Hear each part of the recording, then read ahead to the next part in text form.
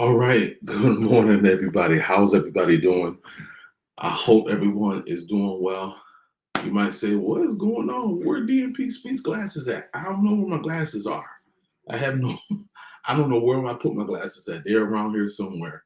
So I hope I can see the screen. Yeah, I know I got a lot of medicine in my glasses. Listen, you got to have fun every day. How's everybody doing? Welcome, welcome, welcome to Family Morning Transformation with yours truly, DMP Speaks. I'm so glad to be with you on this Friday morning. I hope all is well. I hope that you're feeling well. I hope that you're doing well. Listen, listen. Good morning to the Office of the Biblical Counselor. Good morning to my big sister and friend. I hope you're doing well. Listen, listen, listen. So if this is your first time as you come on, if you're doing it live or you're gonna find yourself listening to the replay, my name is David Pinkston. I go by the name of DMP Speaks. I am a speaker, I am a Christian counselor, and a family restoration specialist. So, and I do these Monday through Friday at 7:30 a.m. and on Saturday at 8:30 a.m., all Eastern Standard Time. I come to give you information, inspiration, motivation, but most of all, transformation. So, yes, I look different. I'm like, where are my glasses at? But anywho, we keep going. We keep going. So what I want to talk about today, I kind of talked about this maybe a week or two ago, but I'm going to bring it back because I never got to finish it. Or this might be a new topic for some of you. I want to talk about really quick, just for a few moments. Are you listening to what they are saying? That's the topic for this morning, for Friday. Are you listening to what they are saying? And what I mean by that is your children are either verbally or non-verbally communicating with you, but if you're not paying attention to what they're saying verbally or non-verbally, you're missing out on what they need.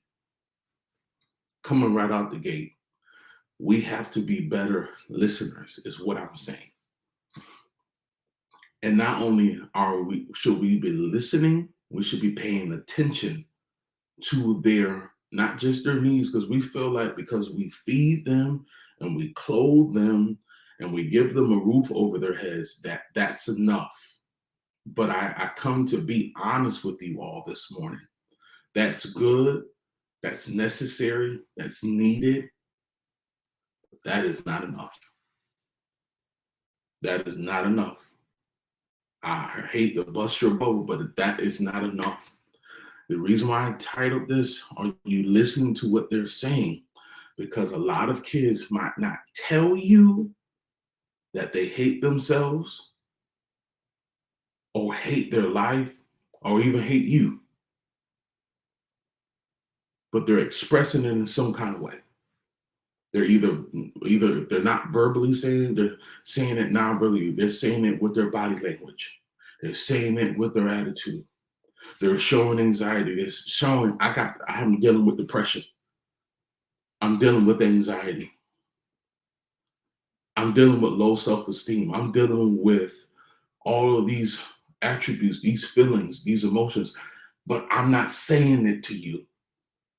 So as a parent, you got to pay attention to what they are saying, what they're communicating is what I'm trying to say, what the point that I'm getting across. If you're not paying attention to their communication with you, you're going to miss out and say, oh, they're just tired. They're just a teenager. They're just acting a certain way. No, they're not just acting a certain way. They're dealing with something internally that is giving them so many questions. I'm just going to put it just like that. They're giving them so many questions and there is no answers, because if you're not giving them, because they can get answers. They can get answers from TikTok.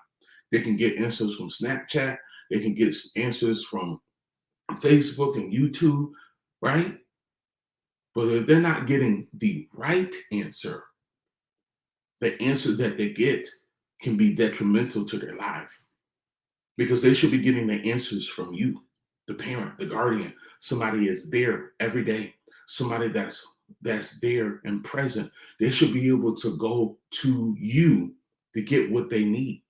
Because if you are listening if you're in tune, right? If you're in tune, if you're in great communication, or I don't even say it, some of you, let's be honest, you might not have the best communication with your child, right?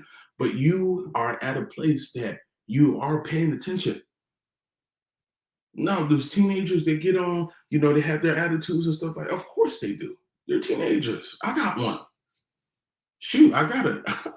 Even though she's 22, I got a niece. I love you. But she got on my nerves too. She got her own little way, because they all do. But I'm always keen on when they need to talk. I'm always paying attention to what they need, what things need to be talked about, or when I need to listen. Because a lot of problems is we're not listening, we're not paying attention, we're not in tune, we're not, as they say, touching and agreeing. We're not connecting on the same level playing field. We're not focused as we should be, because we are all over the place. I know she said mine too. I know. I know, but seriously, but this is true. And this is where a lot of problems lie, because parents, guardians, aunts, uncles, we're not paying attention. We're so busy doing our own thing. We're so busy doing our own thing that we're neglecting, not intentionally, but we're neglecting what they need. And then they'll get their needs met other places.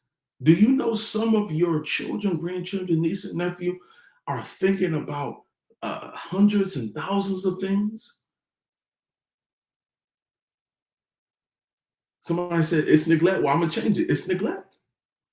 Educational neglect, emotional neglect, spiritual neglect, communication neglect, relational neglect,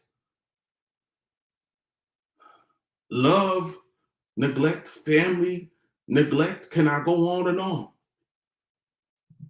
And you wonder why your child acts the way that they do. You wonder why they don't verbally talk to you.